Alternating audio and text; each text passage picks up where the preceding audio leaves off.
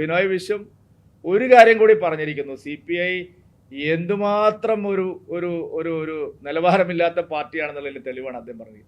പിണറായി വിജയന്റെ അഴിമതി ഇത്രയധികം അദ്ദേഹത്തിനെതിരെ പറയാൻ ഇവിടെ ആരാണ് അതിന്റെ പിന്നിൽ പ്രവർത്തിക്കുന്നത്?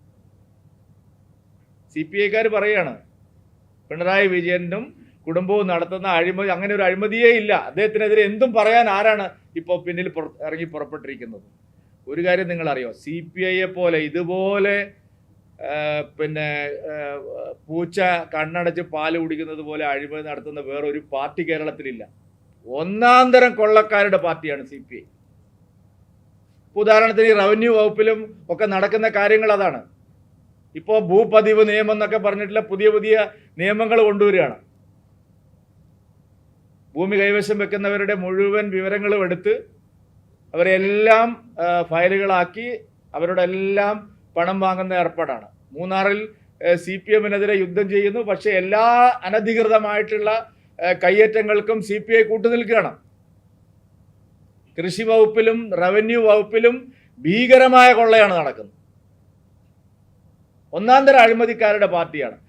മാധ്യമങ്ങളെല്ലാം പിന്നെ CPIക്കാരെ അവരൊരു മൃദു സമീപനമാണ് എടുക്കുന്നത്. വലിയ തത്വശാസ്ത്രം പറഞ്ഞിട്ട് ഒന്നാന്തരം അഴിമതി നടത്തുന്ന വനം വകുപ്പിൽ നടക്കുന്നത് എന്താണ്? CPIക്കാരുടെ കയ്യിൽ നിന്ന് നേരത്തെ വനം വകുപ്പ് അവരുടെ കയ്യിലായിരുന്നു. ആ കാലത്ത് എന്തെല്ലാം കാര്യങ്ങൾ ഇവിടെ നടന്നു. ഇപ്പോൾ റവന്യൂ വകുപ്പിലും കൃഷി വകുപ്പിലും എല്ലാം നടക്കുന്നത് ഇത് തന്നെയാണ്. ക്ഷീരവികസന വകുപ്പിലും എല്ലാത്തിലും തട്ടിപ്പാണ്. അപ്പോൾ അഴിമതി CPI സാധാരണ പുറത്തേക്ക് പറയുന്നത് ഞങ്ങൾ CPMന്റെ അഴിമതി ചോദ്യം ചെയ്യുന്നവരാണ്.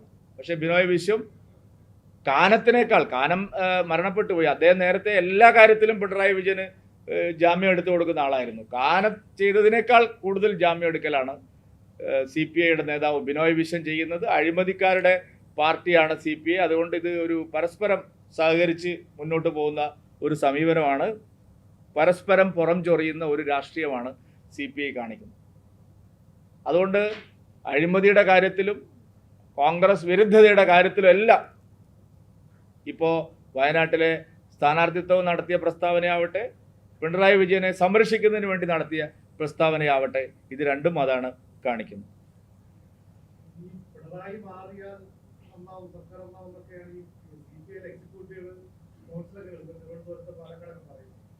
പക്ഷെ ബിനോയ് വിശ്വം പറയുന്നത് അങ്ങനെയല്ലല്ലോ.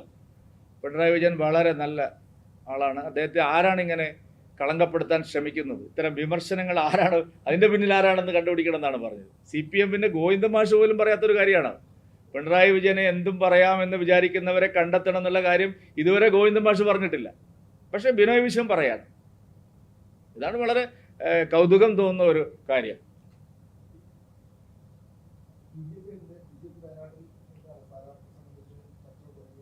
അല്ല, BJP ആണല്ലോ അവിടെ ശരിയായ നിലയിൽ മത്സരിക്കുന്നതെന്ന് ഇപ്പം മനസ്സിലായല്ലോ.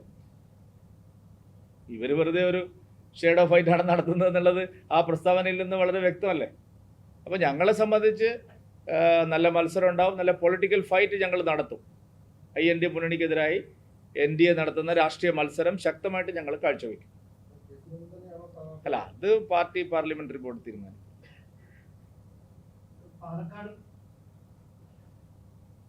പാലക്കാട് ഞാൻ നേരത്തെ പറഞ്ഞല്ലോ, മുരളീധരനെ ഞാൻ നേരത്തെ സ്വാഗതം ചെയ്തിരുന്നു. അദ്ദേഹം ഇങ്ങനെയുള്ള സ്ഥലങ്ങളിലൊക്കെ പെട്ടെന്ന് പ്രത്യക്ഷപ്പെടുകയും അത്ഭുതങ്ങൾ കാഴ്ചവെക്കുമെന്ന് പറയുകയും ചെയ്ത ഒരാളാണല്ലോ. അപ്പോൾ അദ്ദേഹം ഇല്ലെന്ന് തോന്നുന്നു. ഇദ്ദേഹം വട്ടിയൂർക്കാവിലേക്ക് വന്നു എന്നാണ് പറഞ്ഞത്. വട്ടിയൂർക്കാവിലേക്ക് ഞാൻ വളരെയധികം 2 കൊല്ലം മുമ്പേ അദ്ദേഹത്തെ സ്വാഗതം ചെയ്യാം.